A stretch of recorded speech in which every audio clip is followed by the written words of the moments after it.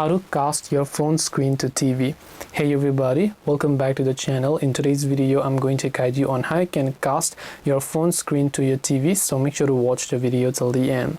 Now first of all, depends upon which phone and TV you're using. On my case, I'm using an Android TV along with an Android phone over here. So basically if I want to cast it, then all I have to do is simply look for the cast option on my quick settings toggles. Now in my case, the cast option is located right on my quick settings. If you don't find it, you can also try to search for it in the settings, then simply tap on the screencast option inside quick settings. If your TV is currently turned on, you will see your TV over here. After you select that, you can select a single app or an entire screen depending on which one you want. I will select entire screen here.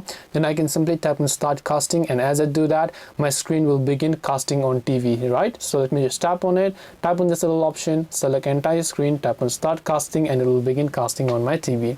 This way I'll be able to go ahead and then cast my Android phone or any of my other devices to my TV. Hope this video was very helpful. If you have got any more questions, feel free to leave them down below. Thank you for watching till the very end of this tutorial, and see you soon in the next video.